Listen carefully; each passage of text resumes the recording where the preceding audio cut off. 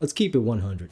Ladies and gentlemen, my thesis for this essay is that capitalism is fundamental to thought itself, rather than a contingent oddity we can slide past. To make my point, I'd like to begin with Ian Wright's article on Capital as a Real God, which makes the case that capital has become an autonomous, supra-individual control system that reigns over us. In different words, this is a familiar and even common idea. We're all subordinate to the inexorable power of capitalism, which dehumanizes people by treating them like replaceable cogs in a vast, impersonal machine. As Engels famously put it, man proposes and God disposes. And by God, he meant the alien domination of the capitalist mode of production. My problem with this perspective is not so much that it's wrong, but that its narrow target obscures the broader psychological implications of its insight. Consider this phrase from Marx, quote, "Circulation becomes the great social retort into which everything is thrown to come out again as the money crystal. Nothing is immune from this alchemy. The bones of the saints cannot withstand it." End quote.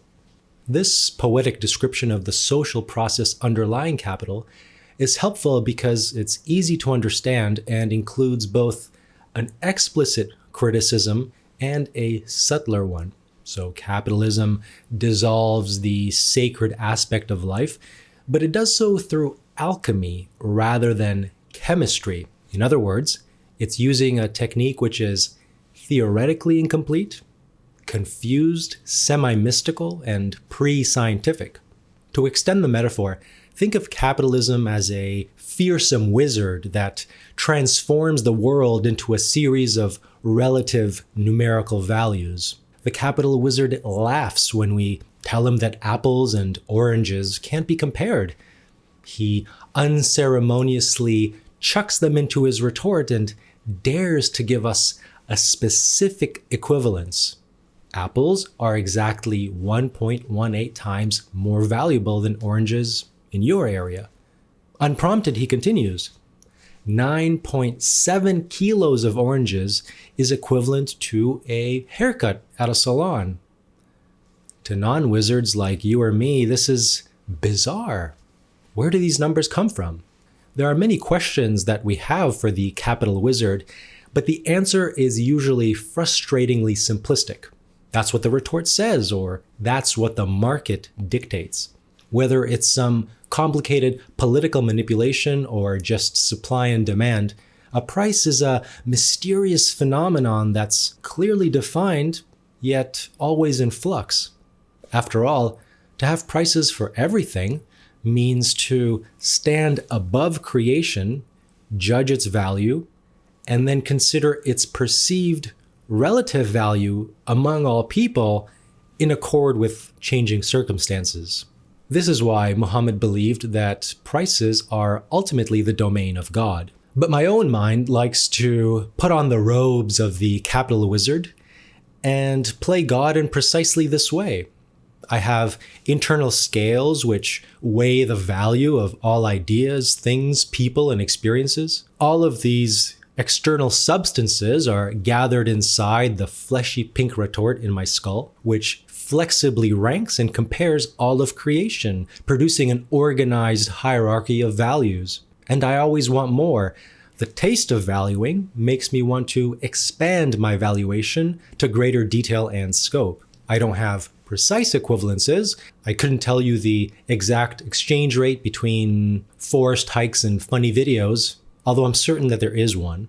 It's not as if precise numerical values are encouraged outside of the market, as they tend to be an uncomfortable topic.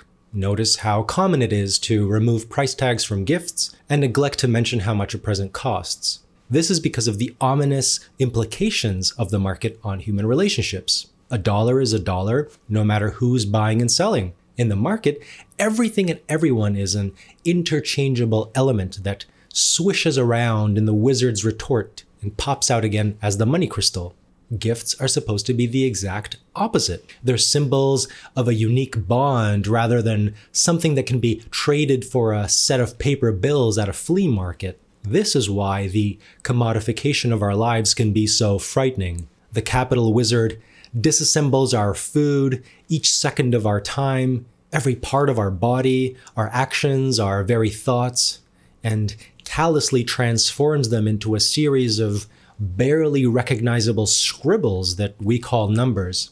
And sure, capitalism is excellent at producing useful things efficiently by organizing time, things, and people into clear numerical values, but it's lost sight of how nice it is to have a chat with a friend or spend an afternoon reading, right?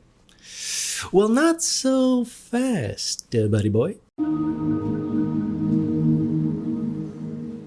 We have to slow down, reverse time even, back to the pre-alchemical shaman of capitalist wizardry, Adam Smith. Smith believed that human beings have a natural propensity to truck and barter, meaning that market economies are outgrowths of our minds. Governments, according to Smith, have a limited role, guaranteeing the money supply, say. So it's best to keep them out of the market as much as possible. In his excellent book on the history of debt, however, Graeber spends a lot of time explaining how this is backwards. States create markets as we understand them, and market economies can be actively detrimental to the flourishing of a human community. However, we're not out of the clear yet. Nietzsche argues that making prices, assessing values, and determining equivalences is thinking itself. After all, rationality is all about ratios, contrasting and comparing A to B. The oldest relationship that people had with each other was that of seller and buyer, creditor and debtor, measuring one individual against another. Quote, "Here the oldest form of astuteness was bred. Here too we can assume are the first beginnings of man's pride, his feelings of preeminence in relation to other animals. Perhaps our word man, manas, continues to express directly something of this feeling of the self. The human being describes himself as a being which assesses values, which values and measures, as the inherently calculating animal." In contrast to Smith, Nietzsche argues that there was no way to cancel out these transactions and come to some clean and final parity. Such fundamental psychological and cross-generational evaluations would transform and grow over time into vast abstract entities, eventually giving birth to morality and gods. The German word Schuld means both debt and guilt. Nietzsche even suggests that the repayment of a debt is closely tied to the value of hurting other people.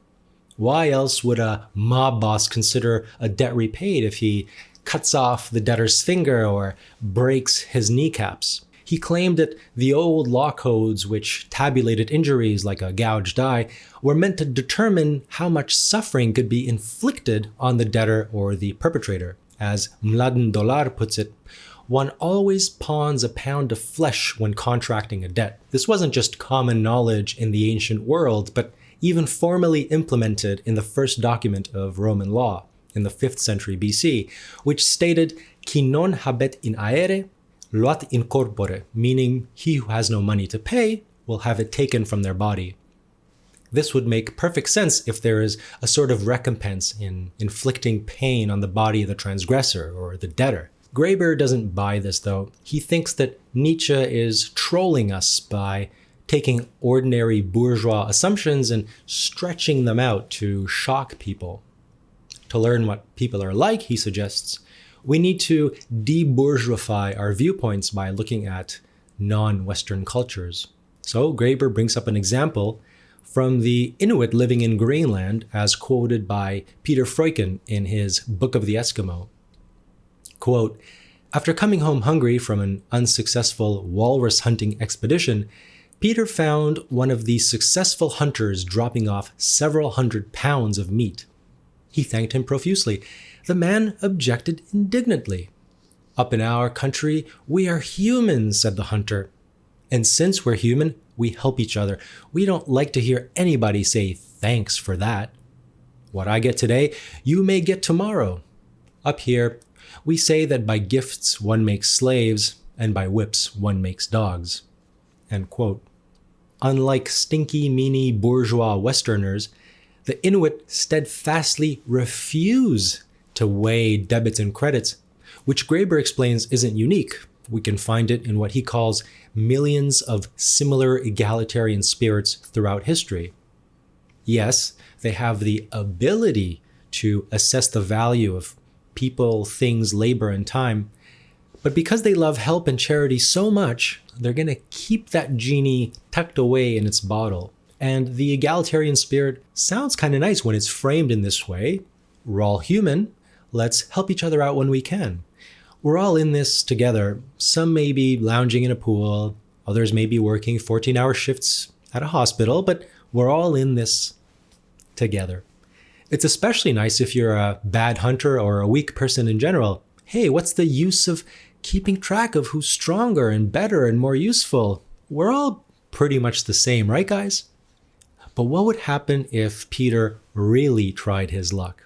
What if he sponged off of the village for years on end without giving anything back? If anyone frowns, he can tell them, what I get today, you might get tomorrow, or I don't know, maybe in a couple of years. Who knows? I'll help you at my own pace. So what would happen? Graeber gives us a hint by way of a story from a Maori village, where some lazy guy realized that social custom forced everyone to feed him for free because technically they're all buddies, they're all human. And the way they dealt with it was interesting. They sat him down and reminded him of the necessity of community, the joy of giving, and the value of helping others.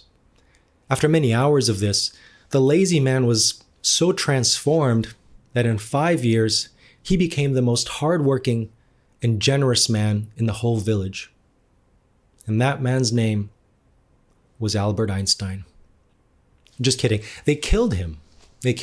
I'm guessing they had a food-related one-liner before they stabbed him to death, such as, "This meal's to die for."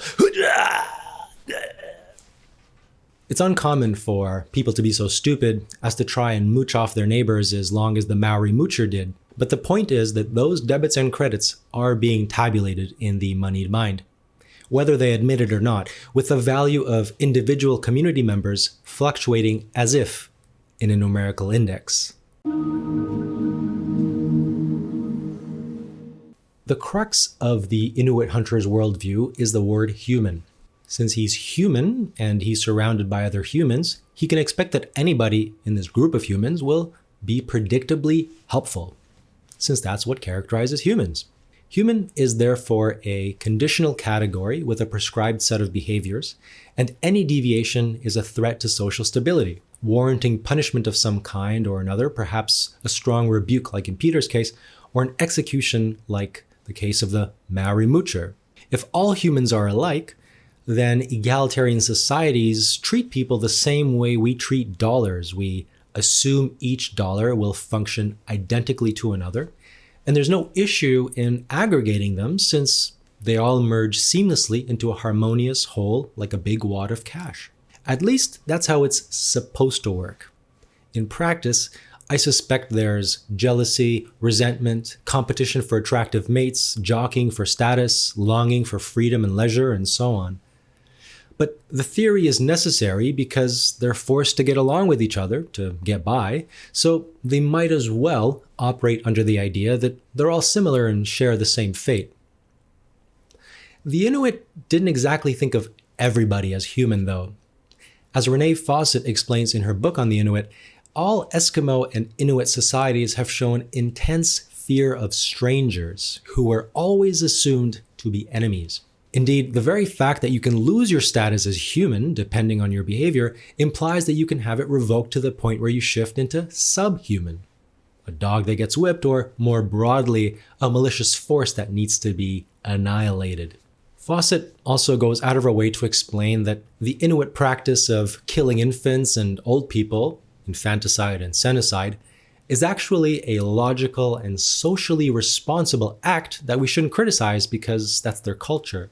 Although she explains that old people being left to die was tragically frequent, this wasn't neglect or abandonment because the weak members of the group were legitimately slowing everyone else down, and speed mattered for the survival of the group. If resources were available for the elderly, then there would be no problem. But if times are tough, we learn that some people are a little bit more human than others. In the Inuit religion, the physical body is an empty shell at birth, lacking an immortal soul, so babies aren't human right after being born. Boys are considered human after 3 days, although girls need to wait 5 days. It's less common to kill boys, since good hunters are so essential for the group's survival. If tough decisions need to be made in those first few days, then technically, Fawcett informs us, it's not really infanticide because they weren't people to begin with. I'm sure you can see parallels between them and our own difficulties in establishing where humans begin. Some old people chose to kill themselves to ease the burden, such as walking into a blizzard by themselves. And Fawcett explains that this technically isn't a big deal because in their eyes, it's just the immortal soul leaving the shell of the body behind.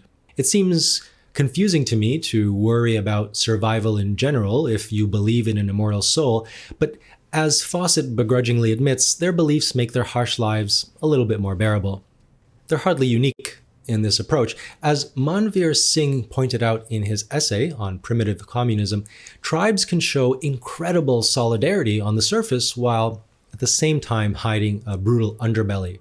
Consider the 𝗙𝗂𝗃𝗁𝗁, a hunter-gatherer tribe from Paraguay. Hunters would drop an animal at camp, the butcher prepares portions for each family, and another person goes around distributing this meat. The wives and children of the hunters receive no more than anyone else. When someone breaks their hip and can't walk for a few months, everyone bands together to help them. The egalitarian spirit come to life, right? Well, if somebody became a long-term burden, they're no longer human since they're effectively a perpetual moocher.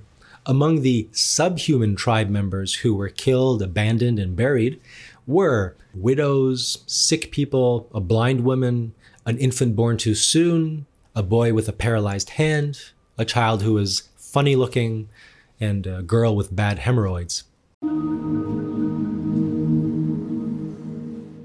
Even our own DNA chimes in to highlight the point of our expendability. If you were to look at a lowly single-celled paramecium, you'd see a big blob called the macronucleus and a tiny, teeny, tiny blob called the micronucleus.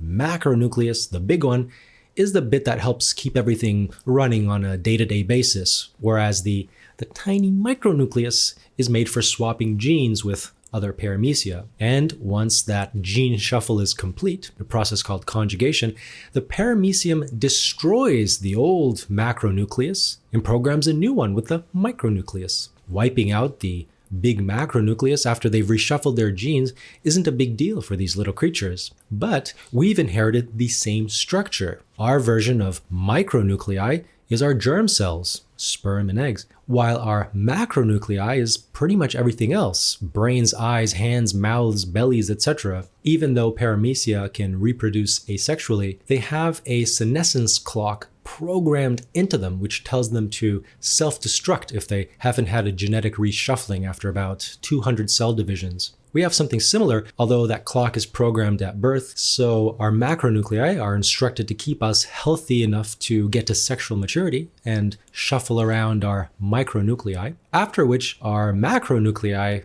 fall apart by design. Nature treats our most valued part of ourselves as a means to an end, and is perfectly willing to discard it once that business is done. All bodies and resources are thrown into a giant retort, which is meant to produce the shiny crystal of infinite reproduction. Very capitalistic.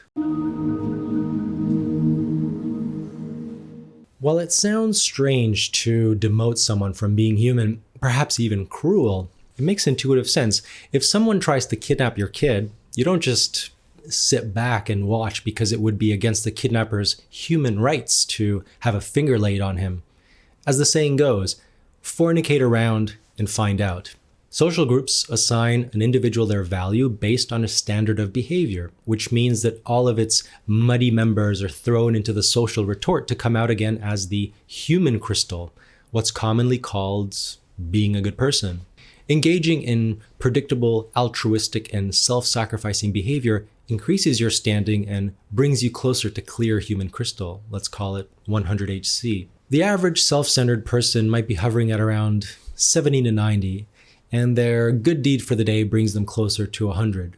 But there's competition for maxing out past 100 into even purer forms of crystal. I'll never forget the battle at church over who gets the privilege of handing out bread and soup for the needy. The fight for the purest crystal is also waged in the ideological space. The right phrases and ideas must be expressed in order to effectively remain human. The wrong ideas can hollow out your crystal value and place you in the enemy category, leading to a variety of unpleasant consequences.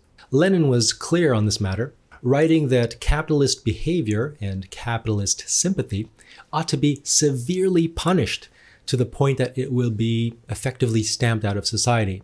Capitalists are basically moochers, what he calls parasites, sons of the wealthy, swindlers. Although they can also betray the revolutionary struggle by having a moocher mind. To eliminate moochers is one thing, but to wipe out moocher thoughts requires an extravagant level of punishment. And Lenin's secret police did not disappoint in this matter. They roamed the streets in vehicles nicknamed Black Marias, making secret arrests and bringing people to torture dungeons where they fulfilled every cruel fantasy known to mankind. This isn't something new. The heat of the Russian social retort was cranked up to generate a harder, sharper form of human crystal called the new Soviet person. There were tens of thousands of executions every year from 1917 to 1922, but as Lenin explained in 1920, we did not hesitate to shoot thousands of people, and we shall not hesitate, and we shall save the country. Once you kill your first 100,000, it's probably not too different than 10 million or 100 million. At this scale, people become interchangeable and expendable dollar bills, invested for the big payoff. Lenin even foreshadowed this kind of thinking by writing that out of 10,000 people who have read communist theory, 9,999 of them don't understand it quite as well as he does. To be a real Soviet person meant, in large part, to submit to the will of Lenin because he couldn't resist donning the robes of the capital wizard. I can hear this idea vividly in Zizek's voice. Lenin was the true capitalist.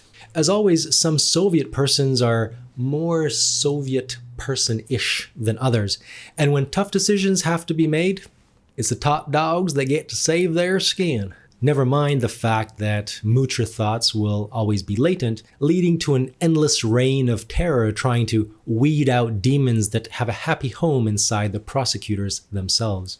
But it's hard to avoid noticing that Lenin overcame his base humanity by stepping into the role of a god. He stood outside of society and time, passing judgment on the value of hundreds of thousands of people, and finding that they would need to be sacrificed for an exceptionally rare crystal, the perfect human and the perfect future. For such a jewel, no sacrifice could be too great. There are tens of thousands of monuments, paintings, poems, all manner of artistic votives dedicated to this communist god of justice. And there will be many more. He confidently ranked his intelligence in the top 0.0001% and was so passionately anti-moocher that he was willing to torture and kill people in droves just for thinking like a moocher. Those who worship this god may not have his powers, but they can partially dissolve themselves in his eternal glory and escape their expendable selves.